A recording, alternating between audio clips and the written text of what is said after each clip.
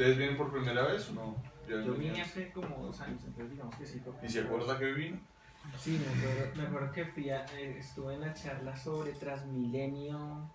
Hay un profesor que hizo como un moderamiento de Transmilenio con solamente 2 rutas y tal. Le dieron mucho palo, pero estuvo chévere la charla. Sí. Como 2 años casi. Por ahí 2 años en no. 2015. Tú sí eres la primera vez que vienes y Giselle también. ¿Y usted? Ok, chévere. Bueno, pues este espacio lo organizamos como desde hace 5 años, más o menos todas las semanas, para discutir temas de Bogotá y tratar de parar de quejarnos y entender los problemas un poquitico mejor y tener algo de criterio a la hora de hacer propuestas. Este trimestre escogimos un tema, pues que no todas las tertulias son sobre eso, pero estamos tratando como de darle más o menos constante a ver si aprendemos algo. Y es pues le pusimos gobernanza, tiene un poco que ver con la integración con la región, pero también de cómo pues puede mejorar el funcionamiento de las localidades, pues para que Bogotá sea un poquito más organizada y funcional. Entonces hoy invitamos a María Mercedes Jaramillo, que es urbanista, arquitecta y trabaja en Pro Bogotá, y además de eso pues es una gran amiga del Combo, a que nos cuente este tema de la integración regional, que es algo que viene trabajando en Pro Bogotá. Pero pues antes de darle la palabra a María Mercedes, sería chévere que se presenten cada uno, pues para saber quién es quién. Bueno, mi nombre es Andrés, mucho gusto. ¿Qué hace en la vida, Andrés? ¿Qué hago en la vida? En ese momento estoy trabajando en Secretaría del Hábitat, un proyecto con David en mejoramiento integral de barrios. De formación soy sociólogo y estudio temas de desarrollo urbano y arquitectura un poco también. Y pues pinto clase en el bosque, y estoy haciendo eso actualmente. ¿Clase qué? De desarrollo urbano y desarrollo territorial con el programa de ciencia política. Quieren tener como un énfasis en estudios de ciudad dentro de ciencia política, que es como raro. Pero el programa hasta ahora lleva su 3er año, entonces como que me pidieron que desarrollara esa línea, que en los 3 últimos semestres, digamos, tiene un enfoque fuerte en eso, un énfasis fuerte en eso, entonces estoy ahí. Okay. Sí. ¿Tú? Mi nombre es Ángela Méndez, soy arquitecta, hasta hace una semana trabajaba para el Jardín Botánico de Bogotá y ahora voy a entrar a Hábitat. Okay. Mi nombre es David Cardona, soy arquitecto y soy miembro del COM. Mi nombre es Giselle Osorio, soy antropóloga, estoy estudiando un doctorado en planeación urbana regional en la Universidad Federal de Río de Janeiro, investigando el tema del conflicto alrededor de la Reserva Thomas van der Hamen desde la visión de la ecología política urbana. Mi nombre es Juliet Castro, soy politóloga y soy miembro del COM. Buenas noches, mi nombre es David, próximo politólogo también. También hago parte pues, del combo. Esteban Zambrano, ingeniero electrónico, especialista en educación cultural y política, y desde 11 años dedicado a hacer de la política un arte. Entonces hemos venido desarrollando toda una metodología de cómo lograr que ciudadanos decentes, admirables y respetables lleguen al poder haciendo política responsable, convencido que la única forma de transformar nuestro país es transformando la política, y que la corrupción no se acaba con leyes y normas, sino se acaba eligiendo gente honorable, y hay muchas en este país. Entonces es invitarlos a participar y hacer política de una forma responsable. Ese soy yo. Gracias. Mi nombre es Nicolás García, soy estudiante de arquitectura y amante de cualquier tema que tenga que ver precisamente con planeación de Bogotá. Chévere. Laura Molano, trabajo en la UTL Angélica Lozano y soy diseñadora gráfica. Bueno, ya María Mercedes nos contará todo sobre ella ahorita. Mi nombre es Marita Soto, soy politóloga y soy miembro del COM. Soy Mateo Ramírez, profesional en gestión y desarrollo urbanos y trabajo en la Secretaría de Planeación Distrital. Ok, a mí, bueno, ya dije, soy Diego Lacerna, pero se me pasó pues un par de cosas más que hacemos con el Combo. Organizamos recorridos pues a distintas zonas de Bogotá una vez al mes. Precisamente pues el sábado estuvimos en Rafael Uribe, en Los Puentes, que es el proyecto que entiendo que está trabajando Andrés con David. Y pues ya les anunciaremos el de septiembre. Queremos hacer el recorrido de los grafitis. Hay un tour del graffiti en Bogotá. Yo lo hice no hace mucho. Y y hablando con la chica, pues no van colombianos a hacer el tour del graffiti de Bogotá, entonces le dije, no, pues yo tengo un grupo y organizamos eso, porque pues da vergüenza que vengan todos los extranjeros a conocer los grafitis de Bogotá y acá pues nadie se moleste en aprender de esto. Pero bueno, les confirmaremos y también escribimos, hacemos actividades pues en espacio público. Te pasé por encima, perdón. Tan evidente que la aisló. Dale, María. Yo no soy tan interesante. Estoy terminando ciencia política en la Javeriana y he venido al combo regularmente y como que me ha despertado mi interés ahora que hablabas de la ciencia política con el urbanismo y con la ciudad, que creo que tiene una relación muy grande. Entonces, bienvenido Andrés, presentes hermano. Doctor, siga, presentes. Soy Andrés Segura, conozco el combo desde hace mucho tiempo, estuvimos trabajando con Diego en él hace varios años y nada, aquí reconectándome al tema de Bogotá de a pocos. Ok. Gracias. Entonces sigue María Mercedes, cuéntanos un poquito de ti antes de arrancar, más de lo que yo conté. Bueno, pues yo soy María Mercedes Jaramillo, soy arquitecta uniandina. Además tengo una maestría en urbanismo de una universidad en París, de la Escuela de Ciencia Política en París, y pasé casi 15 años de mi vida ejerciendo como urbanista en Francia. Entonces digamos que mi cultura del urbano pues resulta ser muy francesa, pero llevo aquí en Colombia más o menos 3 años dedicada a los temas de Pro Bogotá, que son los temas de Bogotá y la región, y más o menos llevo unos 4 meses dedicada a desenmarañar el tema de la gobernanza o falta de gobernanza sobre el tema metropolitano. Rápidamente les cuento pues que es Pro Bogotá también, es una fundación relativamente nueva, llevamos 2 años más o menos funcionando, es una fundación privada, independiente, financiada por grandes grupos económicos colombianos y pues sobre todo bogotanos, aunque muchos de ellos pues tienen presencia en todo el país y algunos fuera del país. Y esta fundación que se creó pues con la idea de dejar un poco de quejarse del mal funcionamiento y volverse un poco más proactivos, pues tiene en este momento como prioridad ofrecerle al debate público una alternativa de lo que podría ser un gobierno metropolitano.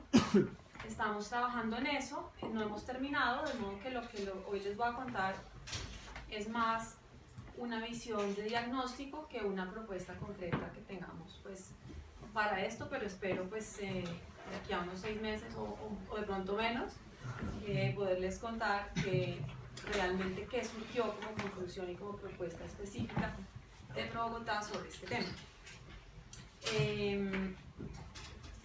Les voy a contar que este tema es bien complicado, entonces por favor les pido perdón por lo ladrilludo en detalles que puede ser, pero es muy importante realmente entender un poco el mapa de la organización del Estado colombiano y de quiénes son los entes territoriales que tienen que ver con el desarrollo de la región y cuáles son las competencias y las funciones de cada uno de ellos. Entonces es un poquito detallado, específico y puede ser aburrido, por favor, no se duerman. Y yo escogí pues contarles un poquito, pues, digamos rápidamente, lo que es el panorama general y los antecedentes de la integración regional Bogotá-Sabana, y luego entrar concretamente en este tema que me propuso el combo para hoy, que es quién manda quién, para el cual pues hay que entender un poquito lo que les contaba ahora, la organización del Estado en Colombia, cómo se reparten las competencias entre los distintos entes territoriales y cómo esas competencias repartidas están siendo mal o poco ejercidas por quienes tienen que ejercerlas. Pero ese tema lo voy a ilustrar a través de un caso específico que es el tema de los servicios de acueducto y alcantarillado. Entonces yo escogí no hablar pues, de lo que uno oye así en medios, que Regiotrans, que Aeropuerto El Dorado 2, que Van der Hamen, sino un tema más específico que creo que ilustra la totalidad del problema, pero con un tema que es un poco menos sexy, pero probablemente más importante que los demás. Entonces, en términos de panorama y antecedentes, pues es obvio que ustedes conocen un poco lo que sucede. Tenemos una ciudad que es Bogotá, que es producto de una anexión de Bogotá con 6 municipios que se dio en 1954 o 1945, ya en este punto no recuerdo bien. 54. Exacto. Y que ha crecido muchísimo. Los municipios de la Sabana también hoy presentan unas tendencias clarísimas hacia la conurbación, es decir, para los que no conocen la jerga pues, del desarrollo territorial, la conurbación es cuando los municipios empiezan a pegarse unos con otros.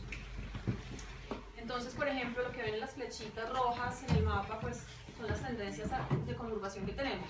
Bogotá y Soacha pues, están completamente conurbados, están pegados realmente. Madrid, Mosquera, Funza están en vía, pues casi completamente conurbados y en vía de conurbación con Cota. Cota, Chía y Cajicá están en vía de conurbación, rápidamente se va a llenar el poco espacio rural que tienen entre ellos. Y lo mismo Tocancipá y La Chancipá. Están creciendo desordenadamente y sin garantía de desarrollo sostenible los municipios, eso incluye por supuesto a Bogotá. Vamos a ver que tienen poca autonomía en el abastecimiento de agua potable en los municipios. No hay ninguna eficiencia en el tratamiento de aguas negras que garantice el saneamiento del río Bogotá. No hay autonomía ni eficiencia para la disposición de residuos sólidos, por ejemplo, las basuras es un tema crítico. No hay gestión coordinada de la movilidad y la accesibilidad metropolitana, pues con todos los problemas que ustedes conocen y viven en lo cotidiano. Y tampoco hay coordinación de una política metropolitana de vivienda y desarrollo económico. De modo que, pues, realmente estamos en una situación en donde el crecimiento de los municipios está todos los días comprometiendo un poquito más la sostenibilidad ambiental y la competitividad de la región capital. Frente a eso, pues, digamos que el antecedente fundador del tema de la integración regional es lo que mencioné hace un rato, que es la anexión de 6 municipios, que por supuesto solo fue posible en una dictadura, porque ¿quién más se iba a atrever a quitarle autonomía a 6 municipios para volverlos un pedazo de Bogotá? Y eso ha generado, por supuesto, muchísima prevención de los municipios que están vecinos a Bogotá sobre, digamos, el devenir de esa relación de este gigante que es Bogotá con esos municipios. Entonces, cualquier intento, digamos, de conversación entre los municipios y Bogotá siempre está permeado por ese pasado terrible que es la anexión. Llevamos 44 años hablando de la necesidad de constituir una autoridad metropolitana para la planeación y gestión de los asuntos, digamos, estratégicos de nivel o de ámbito supramunicipal, ¿cierto? O sea, son realmente 44 años desde que el estudio que propuso el economista Lachlan Curry en 1923 propuso pues como por primera vez este tema. Llevamos 20 años reclamando la creación de una autoridad regional de transporte que sea capaz de resolver cómo se organizan los accesos a Bogotá, si hay o no peajes de entrada y salida de Bogotá, si el sistema Transmilenio se prolonga en los municipios, si hay integración tarifaria, si el metro llega a Mosquera o no llega a Mosquera. O sea, todo eso son temas de una autoridad regional de transporte que no existe, pero llevamos 20 años hablando de ella desde que se hizo el Plan Maestro de Transporte realizado por la Agencia Internacional de Cooperación Japonesa. Llevamos 2 intentos de creación de un área metropolitana entre Bogotá y algunos de sus municipios vecinos, y ahorita voy a hablar un poquito más de lo que es un área metropolitana. Pero digamos que el primero fue impulsado por Enrique Peñalosa durante su primera alcaldía en el año 2000, y el otro fue impulsado por Gustavo Petro y el alcalde de Soacha en ese momento, en 2014. Ambos intentos fracasaron por falta de un marco digamos, regulatorio y legal que fuera suficiente para Bogotá.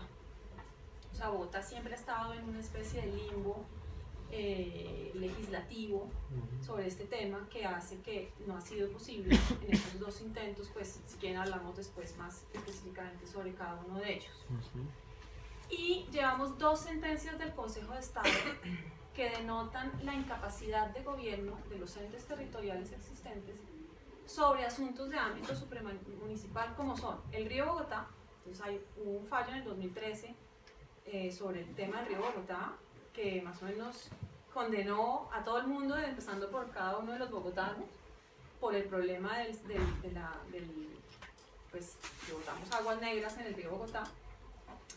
Y en 2014 otro fallo sobre el tema de los cerros orientales, que a pesar de que tiene una protección de nivel nacional, pues la ciudad sigue comiendo y comiendo y comiendo, y desarrollo ilegal, que no ha sido posible realmente terminar de organizar. Pero sobre todo, pues Bogotá realmente ha logrado preservar su cerro, porque casi todo le pertenece a la empresa de acueducto de alcantarillado. Pero si ustedes ven, por ejemplo, el municipio de La Calera, pues está completamente urbanizado hasta el filo de la loma, ¿no? Entonces, de todas maneras, Bogotá ha hecho un esfuerzo importante sobre este tema.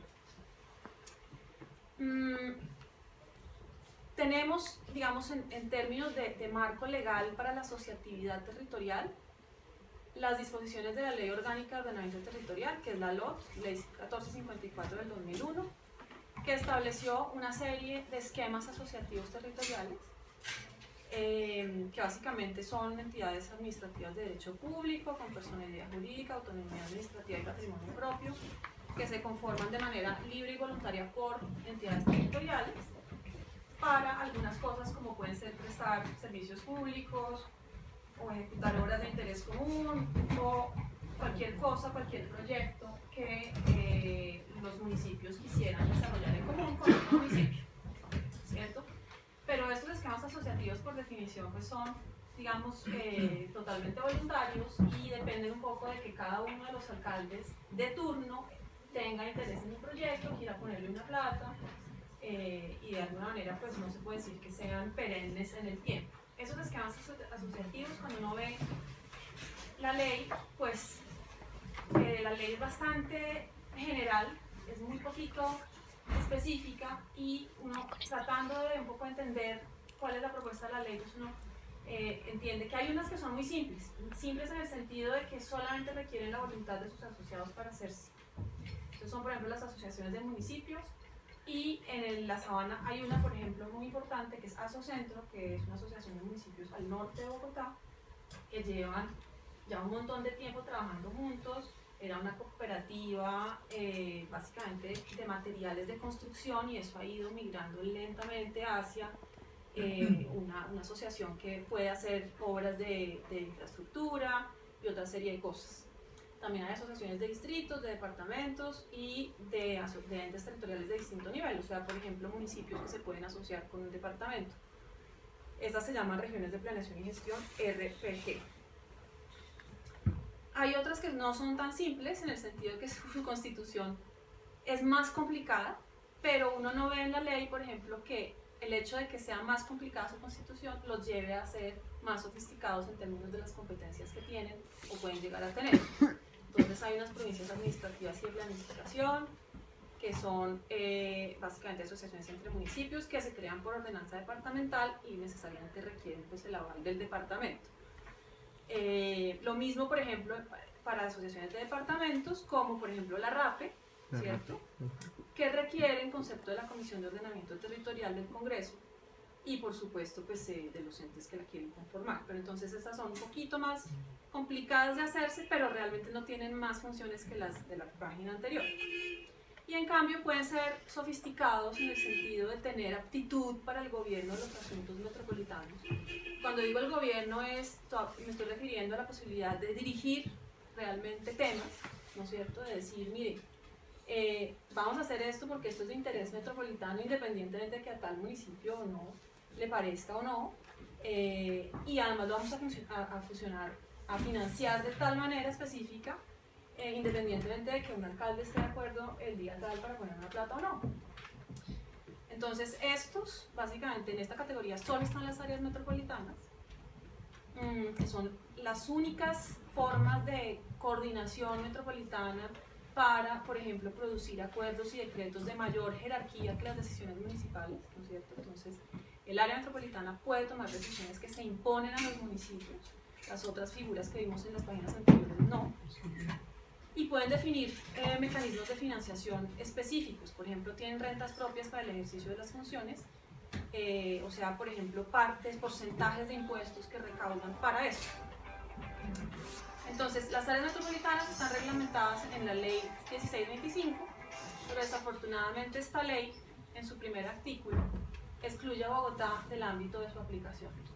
De modo que hoy Bogotá es la única ciudad de Colombia que no tiene la posibilidad de constituir un área metropolitana, que es el único esquema, digamos, de gobierno metropolitano previsto por la ley colombiana para gestionar los asuntos de nivel supramunicipal. Hay un comité de integración territorial que no lo definió la LOT, sino la ley 614 del 2000. El comité de integración territorial es obligatorio para las aglomeraciones de más de 500.000 habitantes, o sea, aplica para Bogotá y su aglomeración. De modo que en 2015 se creó para básicamente armonizar POTS. Entonces hay un montón de municipios que ya, liderados por Bogotá, se han unido a esta iniciativa, pues que realmente era obligatoria y estaban en mora de constituir. Pero cuando uno ve lo que están siendo capaces de discutir ellos en ese comité, pues uno se da cuenta que es básicamente unas cosas muy, muy generales, pero que ninguno de ellos está dispuesto a ceder, digamos, un poquito de espacio para hablar de temas realmente importantes, como puede ser un relleno sanitario, como puede ser, bueno, una serie de proyectos un poquito más sustanciosos sobre eso. Y lo otro que hay que terminar de decir es que tenemos un marco constitucional y legal excepcional para lo que se refiere a la organización política, fiscal y administrativa de Bogotá. Es decir que, por ejemplo, Medellín, Cali, Barranquilla, Bucaramanga como capitales departamentales, pues tienen gobierno sobre las decisiones de nivel departamental en el sentido de que los habitantes de esas ciudades escogen un gobernador y escogen una asamblea departamental, ¿no es cierto? Entonces, de alguna manera, tanto el gobernador como la asamblea pues le rinden cuentas a las ciudades sobre las decisiones de ámbito departamental, ¿cierto? Pero, ¿qué pasa? La Constitución confirió a Bogotá 3 particularidades bien importantes.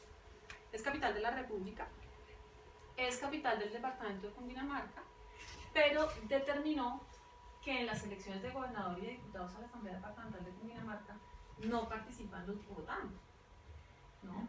Y eso significa que la jurisdicción de Cundinamarca no incluye a Bogotá y que Bogotá pues no decide sobre las cosas de Cundinamarca, cosa pues que es pues bien complicado para los temas que vamos a tratar.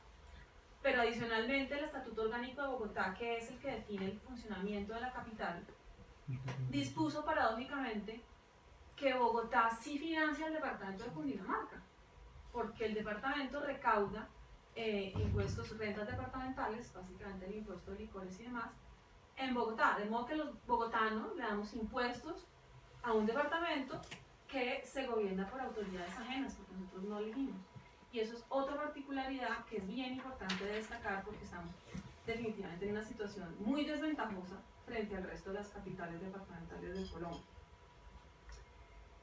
Entonces, para entrar propiamente en el tema de quién manda a quién, o básicamente para explicarles que nadie manda a nadie y que es una anarquía total,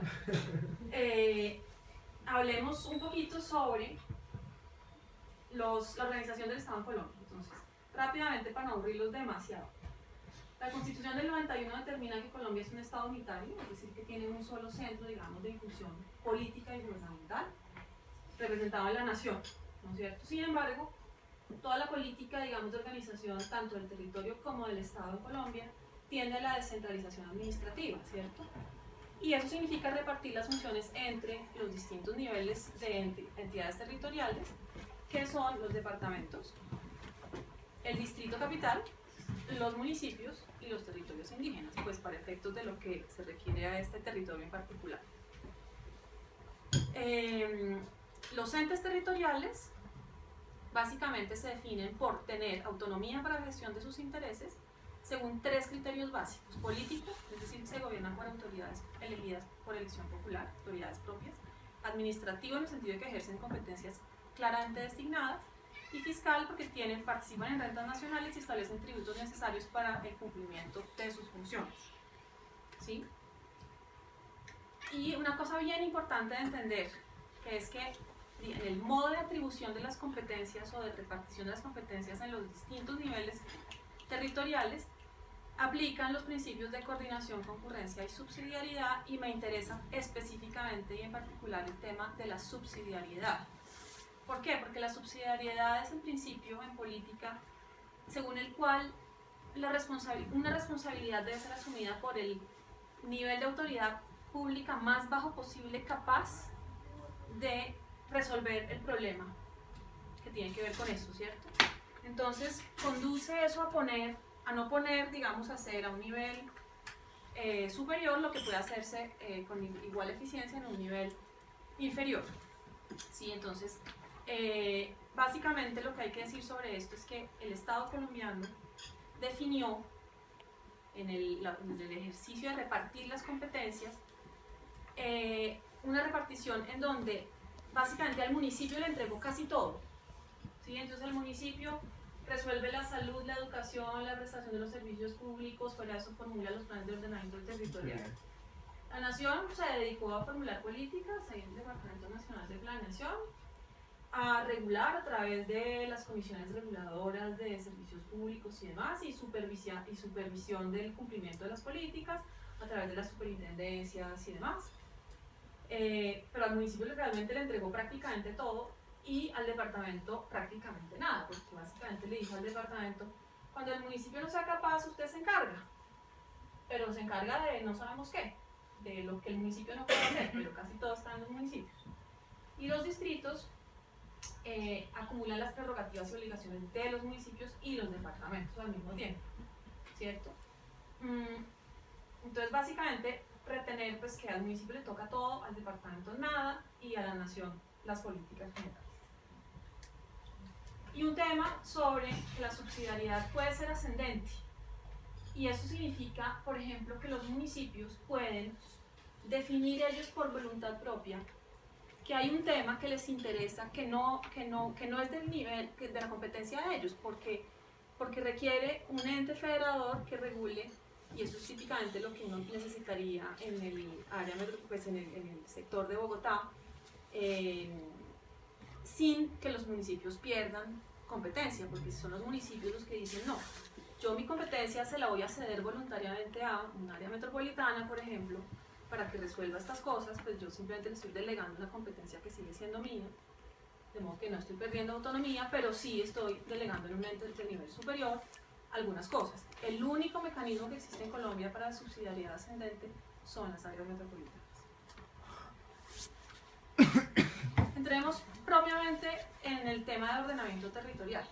Entonces, está enmarcado básicamente por la Constitución Política del 91, la Ley 99 del 93 que define todo el sistema, digamos, nacional ambiental, la Ley 388 que define todo digamos, la reglamentación del ordenamiento territorial y cómo se hacen los POTS y demás, la Ley Orgánica de Ordenamiento Territorial que mencioné hace un rato que define, por ejemplo, los esquemas asociativos territoriales, y la Ley 1625 del 2013 que define el régimen vigente de áreas metropolitanas. Esto aquí está más o menos todo escrito, el tema pues, de la organización de las competencias. Uno que destaca de ahí, pues lo que les conté un poquito, pero más específicamente sobre el tema de ordenamiento. A la nación le corresponde definir la política general de ordenamiento, establecer las directrices, normas y reglamentos que tienen que ver con la conservación del medio ambiente, esto es muy importante. Básicamente se llaman las determinantes ambientales, sobre las cuales, por ejemplo, se concertan los planes de ordenamiento territoriales con las corporaciones autónomas regionales. Entonces es importante. En esas cosas del ámbito, digamos, ambiental que le corresponde a la nación, pues la definición de parques naturales y áreas protegidas, típicamente las reservas, por ejemplo. Y la formulación de planes de ordenación de cuencas hidrográficas, que son los POMCAS, de los cuales voy a hablar después, que básicamente son competencia de las CARES. Las CARES son, digamos, agentes regionales, pero digamos del Sistema Nacional Ambiental. Además, pues puede el gobierno nacional, la nación, mejor dicho, establecer políticas y directrices para la conservación del patrimonio cultural y señalar y localizar las infraestructuras básicas necesarias para todas las, digamos, los temas de interés nacional, como pueden ser puertos, aeropuertos, sistemas de abastecimiento de agua, suministro de energía y esas grandes cosas pues, que dependen un poco del nivel nacional. O sea, al municipio, en cambio, pues, le corresponde definir los usos del suelo y digamos que al municipio se imponen las líneas de arriba para la formulación de planes básicos o esquemas de ordenamiento territorial según corresponda. Al departamento le corresponde casi nada. ¿Por qué? Porque dice la ley que puede el departamento establecer directrices y orientaciones para el ordenamiento del territorio de su jurisdicción o pedazos, ¿cierto? Puede hacer para ello un plan de ordenamiento departamental, pero, por ejemplo, la ley no definió realmente que el plan de ordenamiento departamental fuera de mayor jerarquía que el plan de ordenamiento municipal. Entonces el plan de ordenamiento departamental pues, realmente no es vinculante para efectos de producir y decidir sobre las políticas del municipio. Entonces, por ejemplo, el plan de ordenamiento departamental de Cundinamarca, que se está formulando en este momento, pues realmente no es vinculante para los municipios, porque los municipios no quieren estar de acuerdo con lo que ahí dice, no tienen que estar de acuerdo. Y además, un problema adicional, que es que como Bogotá no hace parte de Cundinamarca, pues el POD de Cundinamarca pues no se articula con el POD de Bogotá. Entonces no está definido cómo esos dos documentos tienen que hablarse. La ley no lo previó, no está definido. ¿Sí? Esto significa que para efectos de planeación, por ejemplo, de nivel supramunicipal, los departamentos realmente no tienen nada que decir, pero los que sí pueden decir son las áreas metropolitanas, porque ellas sí están facultadas para establecer lo que se llama el Plan Integral de Desarrollo Metropolitano, que sí se impone a los municipios, pero de nuevo pues Bogotá no tiene derecho a crear un área metropolitana. Entonces yo quería hablarles ya específicamente de este problema de la falta de definición de quién hace qué. Se manifiesta en el caso, por ejemplo, de los servicios públicos de agua potable y alcantarillado de la siguiente manera. Por ejemplo, aquí ven el mapa de Cundinamarca, Bogotá es el gris, y en colorcitos pues ustedes ven los municipios que dependen de Bogotá para el abastecimiento de agua potable. Este es el mapa de la dependencia de agua potable de los municipios frente a la empresa de acueducto y alcantarillado de Bogotá. ¿Sí? Entonces, ¿qué se puede decir sobre el tema del agua potable? Básicamente, si uno mira estadísticas de cobertura del servicio de acueducto en las cabeceras municipales, pues uno encuentra que básicamente hay una cobertura superior al 95% en las cabeceras municipales de los municipios de la Sabana. Súper bien, mejor dicho, casi 100%. Pero ese indicador de cobertura no nos habla ni de la calidad de la prestación del servicio del agua, ni de la permanencia o continuidad de la prestación, ni de la calidad del agua como tal, ni de disponibilidad del agua. Porque la verdad es que esos municipios tienen acueductos, pero no tienen agua para ponerle al acueducto, no tienen fuentes de abastecimiento del acueducto. Por ejemplo, Soacha y Gachancipá dependen totalmente de Bogotá. Es decir, Bogotá mejor dicho, les lleva producto domiciliario y les factura a cada ciudadano de esos municipios. Soacha es solamente un pedazo, pero digamos que aquí estoy generalizando un poquito. Les factura como a los bogotanos, ustedes reciben una factura de la empresa de acueducto y alcantarillado, cada quien paga. Chía, Cajicato, Cancipá, Sopó y La Calera dependen 100% del agua de Bogotá, pero Bogotá no les presta el servicio de acueducto domiciliario, sino que les lleva el agua hasta el acueducto municipal y de ahí el municipio, digamos, distribuye.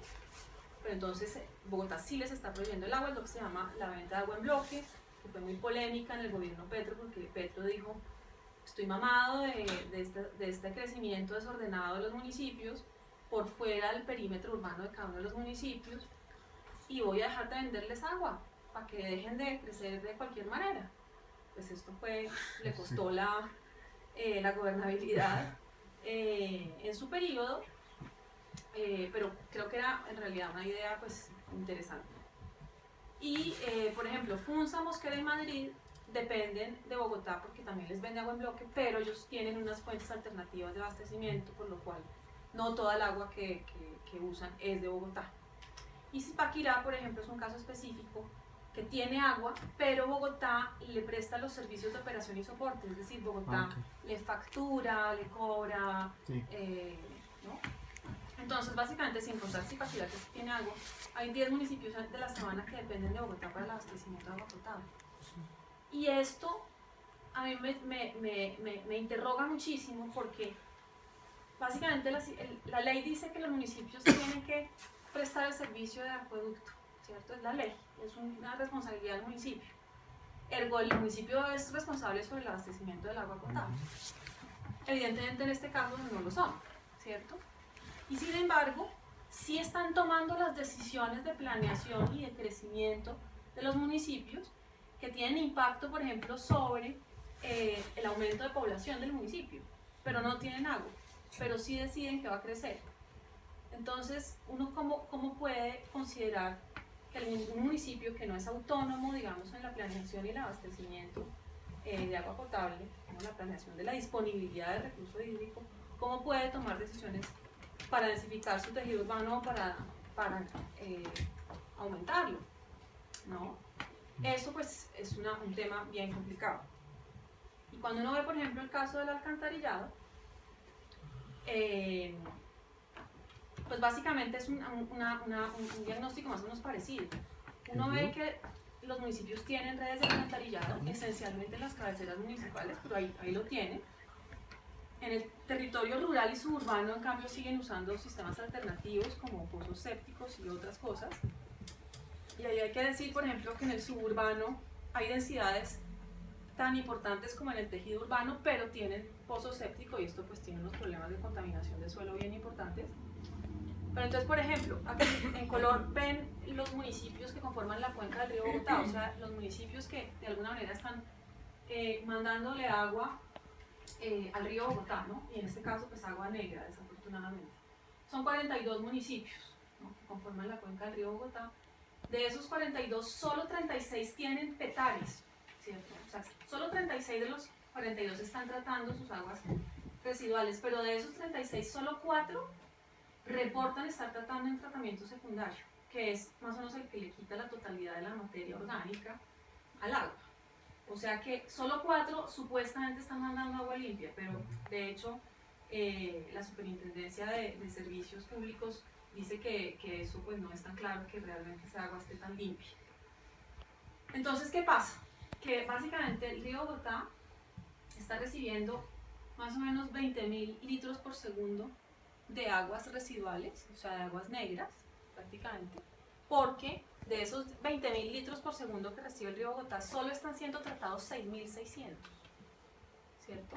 Y de esos 6.600, el 86% están siendo tratados por la Petar Salitre, que es la Petar de Bogotá, que tiene un caudal de diseño de 4.000 litros por segundo, pero esa Petar ni siquiera trata la mitad de las aguas negras de Bogotá. O sea, más de la mitad de las aguas negras de Bogotá, más todas las de Soacha, van directo al río.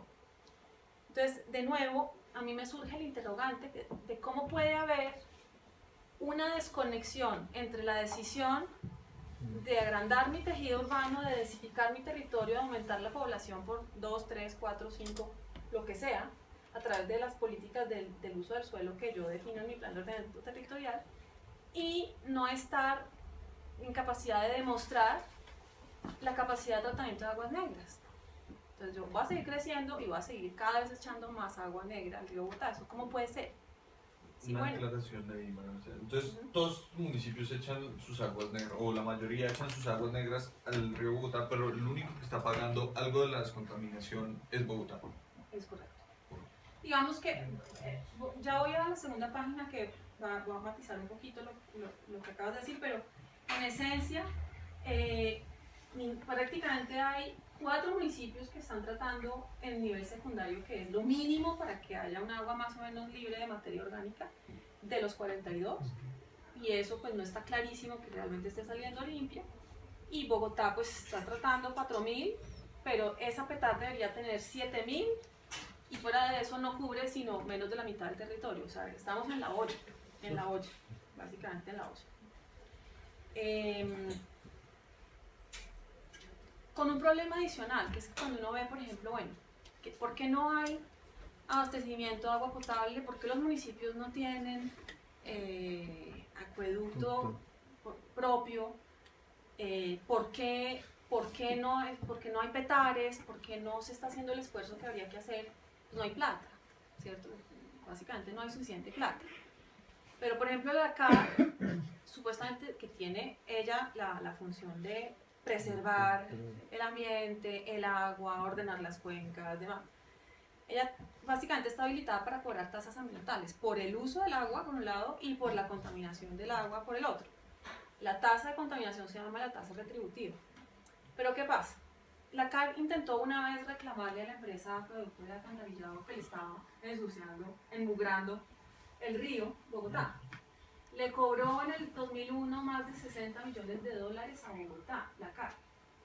Por supuesto, Bogotá dijo, pues, fue a la justicia y dijo, mire, si a mi empresa de productora de alcantarillado me toca pagarle a la CAR 60 millones de dólares, pues yo simplemente cierro, porque pues hasta aquí llegué, y 10 millones de habitantes de Colombia pues, se quedan sin agua, ¿qué hacemos? ¿No? La justicia, por supuesto, le dio la razón a la empresa de productora de alcantarillado y pues la CAR se quedó sin los 60 millones de dólares de tasa retributiva que pretendía reclamar. Pero este es un caso terrible porque, pues, por ejemplo, una ciudad como Cali sí está tratando sus aguas negras, Bogotá no. Pero un tema, por ejemplo, sobre los demás municipios, para responderte a tu pregunta. En la década de los 90, la CAR construyó 23 sistemas de tratamiento de aguas residuales en 21 municipios de la Sabana, con un crédito del BID, y bueno, construyó las petares y se las iba a entregar a los municipios, porque la CAR no tiene vocación, digamos, no tiene como función prestar servicios públicos, entonces tenía que entregar las petares a los municipios que sí tienen esa función. Los municipios fueron unánimes en decir, yo no les recibo esa cosa. Primero porque no está demostrado que funcione bien, y segundo porque los costos de operación son altísimos. Yo, ¿por qué diablos le voy a recibir esa cosa que usted mandó a hacer, que le quedó regular? Entonces, ¿qué pasa? Durante miles de años los municipios no recibieron las petares, la CAR siguió operándolas, hasta que la Contraloría le dijo, señor CAR, ¿usted qué hace prestando servicio público? Usted no está facultado para eso. Entregue las petares, entonces las entregó más o menos en 2011 a los municipios. Pero entonces los municipios le dicen ahora a la CAR, usted no me puede cobrar la tasa retributiva por mandarle aguas negras al río, porque usted fue el que hizo estas petares, de modo que usted contribuyó a crear esa contaminación y ahora no me puede pedir que le pague. Entonces, resultado, pues la CAR no está haciendo lo que tiene que hacer, que es cobrar, y eso pues hace que tampoco se puedan financiar la expansión, digamos, de las redes. Solamente para terminar con este tema, porque el tema del alcantarillado no solamente tiene que ver con aguas negras, sino que también tiene que ver con aguas lluvias, sobre todo porque en Colombia todavía están mezcladas en casi todos los sitios las redes de acueducto, digamos, sanitario y pluvial, y básicamente es del mismo tubo. Entonces, pues todo el tema, por ejemplo, de regular inundaciones o regular la capacidad hídrica de los ríos, pues resulta siendo de primera importancia y un tema muy relacionado con el tema del alcantarillado. Entonces, ¿qué pasa? Existe el tema del desbalance hídrico de la cuenca del río Bogotá. No solamente hay un problema de contaminación del río, sino que además hay un problema de desbalance hídrico. ¿Por qué? Porque cada vez la urbanización coge más suelos de protección ambiental, ocupa las rondas hídricas, a veces ilegalmente, a veces legalmente, está, digamos, consumiendo suelo agrícola, eso todo impermeabiliza suelos y eso hace que las aguas lluvias lleguen cada vez más rápido al río, porque no se pueden drenar naturalmente, porque no hay espacio para drenarlas, sino que todo está endurecido por las construcciones y las vías y demás, y fuera de eso se están sobreexplotando los acuíferos. Entonces, por un lado, pues se deseca el territorio, se hunde el territorio, las vías se hunden, que es lo que vemos en la sabana de Bogotá todo el tiempo, y por otro lado, pues el río Bogotá tiende cada vez a recibir más agua y más rápidamente, y pues tiene, digamos, un riesgo de inundación. Aunque básicamente ha habido en los últimos años un proyecto muy ambicioso de regulación, digamos, adaptación hídrica para aumentar la capacidad del río, que es lo que la CAR ha venido haciendo. Pero no sabemos qué tan suficiente va a ser esa adecuación si, por ejemplo, admitimos que se va a urbanizar toda la zona rural de Bogotá, la reserva Van der Hamen, toda la zona rural de Mosquera, Usme, todo eso se impermeabiliza porque se urbaniza, pues eso no está contenido, digamos, en el cálculo de capacidad hídrica del río Bogotá al día de hoy. Entonces, básicamente, para terminar sobre este tema, es responsabilidad de la CAR, a través del plan de ordenamiento de la cuenca del río Bogotá, tomar las medidas necesarias para la regulación hídrica del río Bogotá y, digamos, definir las condiciones para la mitigación de riesgos de inundación. Eso es prerrogativa de la CAR y eso se establece a través del POMCA, que es de mayor jerarquía que el POT. Pero ¿qué pasa? Todo ha sido menos cierto que eso. ¿Por qué? Porque en el perímetro de Bogotá, la CAR, en el perímetro urbano de Bogotá, la CAR no tiene competencia. Entonces, quien ha definido, por ejemplo, las zonas de riesgo en Bogotá es el IDIGER, que también es quien mira cómo se organizan las cuencas del río Pucha, Tunjuelo, Salitre, todo eso, ¿cierto? Y el IDIGER, por supuesto, establece sus zonas de riesgo y sus medidas de protección con criterios que no ven más allá del perímetro de la jurisdicción de Bogotá. Pero ¿qué pasa? Pues las medidas que tome o deje tomar el IDIGER repercuten no solamente en Bogotá, sino en Mosquera, Soacha y todos los municipios Cuenca Baja, abajo, ¿no es cierto? Entonces ahí hay un problema porque la CAR, pues, de alguna manera no está ejerciendo correctamente su competencia porque en Bogotá hay otra persona, otro ente territorial que lo está ejerciendo. Fuera de eso, el POMCA, que está vigente, fue adoptado en el año 2006, ¿no es cierto? Pero en ese momento, casi todos los municipios tenían ya su primer POT aprobado. Y no existe en la legislación colombiana una disposición legal que obligue a los municipios a adaptar sus POTs con relación al POMCA, que es de mayor jerarquía cuando sale el POMCA. Entonces, hicieron un POMCA en el año 2006, los demás ya tenían su POT, pues básicamente el POMCA no sirvió para nada.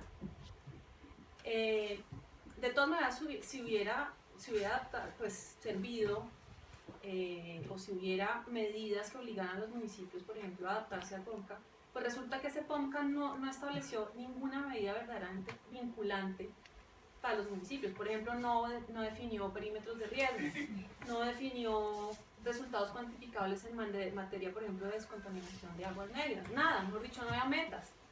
Entonces, pues, ¿qué puede vincular a los municipios sobre un documento que no tiene metas de nada? Y ahora, pues, estamos obligados a revisar el POMCA porque el fallo del Consejo de Estado sobre el río Bogotá obligó a los municipios obligó a la CAR a revisar el POMCA.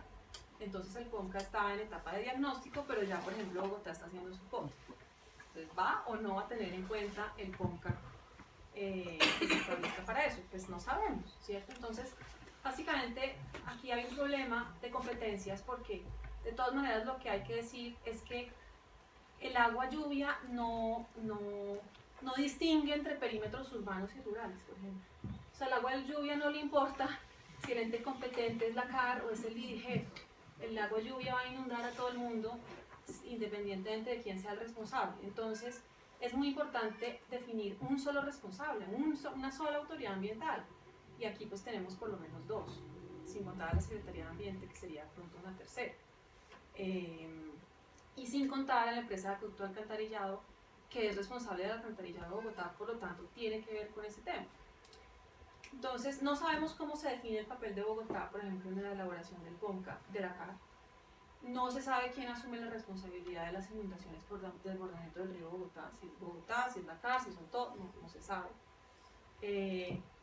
Y por último, pues no sabemos qué papel están llamadas a jugar las empresas prestadoras del servicio de alcantarillado en la prevención y control de riesgos de inundaciones, porque la ley no previó nada para eso. Entonces, yo les pregunto, a la luz de este ejemplo específico de estos servicios, pues ¿quién manda a quién? Yo tengo la sospecha de que estamos en anarquía total. Pero ¿no? Eso es básicamente mi presentación. Por favor, pregunten, reaccionen. Bueno, tenemos media hora como para charlar con María Mercedes, pero antes, digamos, de abrir las preguntas, y sé que anticipaste que no era solamente un diagnóstico, pero pues ayúdanos a contestar. ¿Qué ideas tienes? Pues si quieres, no exactamente el tema del agua, pero hacia dónde se puede avanzar, más allá de hacer una ley específica para Bogotá, para poder hacer regiones metropolitanas. Pues más allá de eso, ¿qué podemos hacer para tratar de solucionar algunos de los problemas que muestras ahí? Pues eso tiene dos niveles de respuesta, ¿cierto? Porque aquí hay un problema, digamos, técnico, en el sentido de que hay unas decisiones que tienen que ver con lo técnico, que repercuten en quién se responsabiliza por qué, pero hay un tema político, ¿sí? Entonces, si tú le preguntas esto que me acabas de preguntar, si le haces la pregunta, por ejemplo, al alcalde de Bogotá, ¿usted qué cree que hay que hacer? Pues él te va a decir, anexar a todos los municipios, ¿no? De hecho, ya lo dijo en el CID hace 2 meses, dijo lo único inteligente que ha producido esta región en términos de organización territorial es la anexión de los municipios, ¿no? Entonces, por él, pues, anexemos otros 10, ¿no? Sin embargo, pues, uno dice, bueno, políticamente eso es por supuesto completamente inviable, salvo que mañana haya otro dictador. Pero adicionalmente, no se puede decir, cuando uno ve, por ejemplo, el estado de las localidades de Bogotá, pues no se puede decir que Bogotá esté gobernando súper bien sus localidades, por lo cual podría gobernar además a los municipios, ¿no? Cuando Bogotá anexó 6 municipios, esos municipios en total sumaban probablemente, mejor dicho, sin mucho, 10.000 habitantes. Todos. ¿No? Ahora estamos hablando de que Soacha probablemente tenga entre 500.000 habitantes y 1 millón. Chía tiene por lo menos 150.000, o sea, estamos hablando de municipios muy grandes, ¿sí? No, esto no es cualquier cosa. Entonces, anexión evidentemente no. Pero, bueno, si le preguntas al gobernador, por ejemplo, de Cundinamarca, pues él tiene un proyecto que es la Región Vida, que es una provincia administrativa de planificación, básicamente es una asociación de municipios que excluye a Bogotá, no sé, pero que él la ve muy útil porque esos municipios juntos dialogan más a la par con Bogotá, si son una cosa más, pues por lo menos igual de grande en superficie que Bogotá, ¿no es cierto? Pero eso a quién le sirve, si eso no tiene ni presupuesto, ni tiene, por ejemplo, un marco de planeación claramente definido, de mayor jerarquía, nada. Entonces eso pues uno no ve tampoco que pueda funcionar. Entonces yo sí pienso, lo que pienso es que realmente lo único que más o menos está funcionando en Colombia para efectos de manejar este tipo de situaciones son las áreas metropolitanas. Sin embargo, por ejemplo, no te diría que hay que quitarle el parágrafo a la ley que existe, el parágrafo que dice que no le aplica a Bogotá. No podría simplemente suprimirlo y decir sí le aplica a Bogotá, pero la verdad es que es muy imperfecta esa ley. Es muy imperfecta y de hecho es muy imperfecta porque puso como condición, por ejemplo, para la creación del área metropolitana, que se llevaran a cabo consultas populares. De modo que hay que organizar consultas populares en cada uno de los municipios para que los habitantes vayan y digan yo quiero el área metropolitana. Pues eso nunca va a pasar, sobre todo con el departamento de Cundinamarca y la CAR haciendo toda la política del mundo para que eso no suceda porque pierden ellos pues prerrogativas. Y lo último que quiero decir sobre eso es que a mí me parece inconcebible que Bogotá esté por fuera de Cundinamarca. Eso es una aberración total. Primero porque estamos financiando al departamento, pero segundo porque es que Bogotá no puede ser un enclave dentro de un territorio que se gobierna independientemente. O sea, eso no es sostenible para Bogotá, eso no es viable. Uno puede tener que negociar con el departamento las vías de acceso, o sea, eso no tiene sentido. Y sobre todo cuando el departamento lo que dice es pague usted, ¿no? Muchas veces. Entonces, pienso que Bogotá tiene que volver a elegir gobernador. Ok, eso Y hacer una ley hacer una específica ley para especial. el área metropolitana de Bogotá. Que sería, digamos, el equivalente a la ley de las metropolitanas para Bogotá, y probablemente eso no se llame área metropolitana, sino no sé qué, que sea una versión perfeccionada y a la medida de lo que ya existe para los demás, pero a la medida de las necesidades que tiene Bogotá y del problema político que hay en Bogotá, con un departamento que no va a aceptar perder, digamos, influencia sobre los municipios más ricos de Cundinamarca, que son los que están pegados a Bogotá, y con la CAR, que no va a aceptar perder prerrogativas en el manejo del ambiente y del presupuesto que, por ejemplo, Bogotá le da para el manejo de ese medio ambiente. Sí, yo tengo una pregunta, María Mercedes. Por ejemplo, esta es como una pregunta un poco de contravía, porque si bien el agua de la que se abastece en muchos lugares cercanos a Bogotá es de Bogotá, esa agua inicialmente es sacada de otros municipios. Entonces, sí, entonces, por ejemplo, Chingaza produce una gran cantidad de agua, y está en La Calera, y está en Huasca. Nosotros adicionalmente... De hecho, estamos sacando agua de la cuenca del Orinoquía. Sí, y adicionalmente a todos estos municipios que se ven afectados por toda el agua que nosotros producimos, nosotros tenemos que pagarle una compensación y después vendérselas a estos mismos municipios, o cómo funciona un poco también ese esquema sobre el agua puntualmente, o el tema de vertimientos. Nosotros, pues el río Bogotá, los únicos afectados no son los municipios que estamos viendo acá, es todo hasta el Magdalena. Pues de hecho hasta el Caribe. Sí, pues, pero como más directos. Pero sí, digamos que en el tema del agua, pues hay dos cosas. El tema de la tasa de uso, pues sí. Digamos que la empresa de Acueducto y Alcantarillado de Bogotá, cuando saca agua, pues tiene que pagarle al departamento en cuestión o al municipio en cuestión, pero eso se lo hace a través de las CARES, que son las que recaudan esa tasa de uso, ¿cierto? Entonces eso se está pagando. Y luego pues la empresa de Acueducto y Alcantarillado de Bogotá le está vendiendo el agua a los municipios. Pero le está vendiendo el agua a los municipios a través de, mejor dicho, en el marco de unos convenios que han firmado los municipios con la empresa de Acueducto y Alcantarillado de Bogotá. Pero de alguna manera, en esos convenios, pues la empresa asume un compromiso de abastecimiento del agua, ¿cierto? Pero es absurdo que la empresa de Acueducto y Alcantarillado de Bogotá asuma, digamos, una obligación frente a los municipios cuando, por ejemplo, no tiene cómo controlar las políticas de crecimiento de los municipios, ¿no es cierto? Entonces, sí, claro, yo le vendo a Chía, pero si Chía quiere expandirse, multiplicarse por 2, y eso no depende de mí, pues yo cómo hago para garantizarle, por ejemplo, el agua a los bogotanos pasado mañana. Pues, hoy no está garantizado nada, de hecho, para nadie. ¿Qué podría? Yo tengo una idea de que la empresa de Acueducto y Alcantarillado de Bogotá podría volverse una empresa regional, o sea, metropolitana, del ámbito metropolitano, por lo menos en lo que se refiere al tema del abastecimiento. Entonces, por ejemplo, el tema de la distribución ya podría seguir siendo por ejemplo, para Bogotá lo que es de Bogotá, pero por ejemplo el tema del abastecimiento tendría muchísimo sentido que fuera de nivel metropolitano, que esa parte de la empresa de Acueducto y Alcantarillado subiera a un nivel metropolitano. Por ejemplo, los municipios, para responderte sobre el tema, por ejemplo, de que los municipios, de que Bogotá extrae agua de otros municipios, pues si Chía,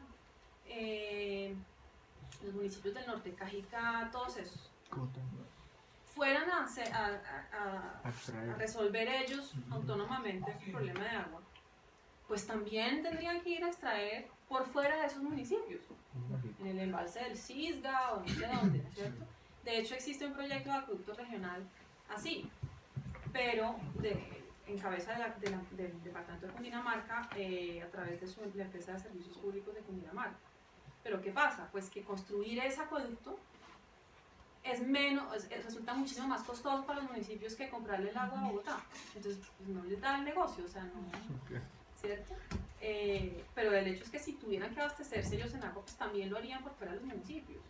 Entonces, no, ese chantaje que nos han hecho, que es que Bogotá se sirve de los demás municipios y cómo les va a vender o no les va a vender, o no, pues es que lo que hay que hacer es que la empresa sea regional y que los municipios la financien y que pues, que asuma la empresa de acueducto alcantarillado una obligación con ellos, siempre y cuando en el nivel metropolitano también estén las decisiones, por ejemplo, de expansión de los municipios o de densificación del tejido urbano. Entonces, y por ejemplo, ahora tenemos en proyectos como Ciudad Paz, así de como ilógicos, también son igual de irrealizables, pues, con todos los problemas de gobernanza, no sé, aunque también uno cuando se pone a analizar cada uno de estos municipios empieza a identificar que cada uno tiene sus propios intereses sobre un proyecto de esta magnitud, pues el desarrollo natural, los impuestos, el recaudo que puede realizar por la realización de estos proyectos, pero en este momento son totalmente inviables, pues no se está teniendo en cuenta, son ideas, son globos al aire que nadie los está cogiendo. Pues en principio, por lo menos el tema de la ciudad del norte y de la ciudad del río, tienen hoy estudios de factibilidad, que tienen cálculos económicos, de viabilidad financiera y unos costeos ahí, que yo sé que esto me puede costar tanto, algo tengo que construir tanto, porque lo que está planteando Bogotá es que los desarrolladores paguen no solamente lo que generalmente les corresponde financiar, que son las vías menores, las cintas, los parquecitos, no sé qué, sino que hagan las redes de acueducto, las reservas ambientales, o sea, todo, lo que se llaman las cargas generales. Eso para la ciudad del norte en principio está calculado, en principio, para la ciudad del río en principio también. No lo hemos visto, no quisiera decir si eso es bueno o malo, tengo una idea que no puedo compartirla, pero el hecho es que en principio eso es matemática, es viable. Ahora hay que entender sobre eso dos cosas. Una cosa es, por ejemplo, hacer un cálculo de déficit de vivienda con unas proyecciones poblacionales que digan vamos a necesitar 2.7 millones de viviendas adicionales en los próximos 40 años, que es lo que dice la administración, por lo cual hay que urbanizar todo, por lo cual yo voy a abrir la urbanización todo. Y otra cosa muy distinta es que exista mercado en los próximos 12 años, que es la vigencia de APOT, para comprar todas esas viviendas que se van a proveer supuestamente. Y la respuesta a eso es evidente, o sea, vamos a tener una economía que va a crecer al 1%, la capacidad de endeudamiento de las familias va a ser ninguna, y el mercado, pues qué pena, pero no va a ser de 2.7 millones de viviendas. O sea, puede que el déficit sea de 2.7, pero el mercado nunca va a tener cómo pagar eso. Ergo, esa urbanización no se va a dar en los tiempos que ellos dicen. Pero le surge a uno la inquietud de que ellos quieran dejar todo digamos, en zona de expansión urbana, simplemente para generar los derechos adquiridos de los interesados en la urbanización, y ahí sí ya no podemos echar para atrás nunca más, porque comprar predios a precio de suelo urbanizable pues nos vuelve completamente imposible, ¿no es cierto? Entonces esa es un poco la sospecha, ¿no? Que realmente hay un interés inmobiliario que no tiene nada que ver con el tema del mercado de los próximos 12 años, pero que es muy importante para esas personas que son básicamente los propietarios de los lotes, los que producen cemento, y los que hacen volar, pues no sé, los que venden buses, o no sé. Será muy importante generar derechos adquiridos, pues porque es importante tener proyección sobre el negocio a largo plazo, pero en fin. Ok, rápido. Mira, yo estaba pensando aquí un poco en toda esta problemática que no solamente tiene que ver con el agua y las aguas negras, el consumo de agua, sino que también tiene que ver con el transporte. Mira el problema para pensar si pueden poner un tren de cercanías, o si el metro pone los talleres allá abajo o no, aquí no los recibimos, pero sí prestan el servicio de alguna manera. Se ven muchísimos ejemplos.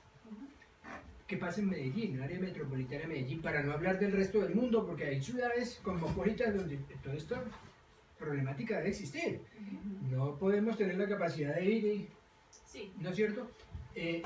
Pero para finalmente ponerte un ejemplo, San Andrés Islas está cerrado. Tú no puedes ir allá a pasar más de tantos tiempo con un permiso y te tienes que ir. Y eso obedece a un control demográfico. Primero, no tenemos acueductos, no tenemos un área, o sea, es una isla.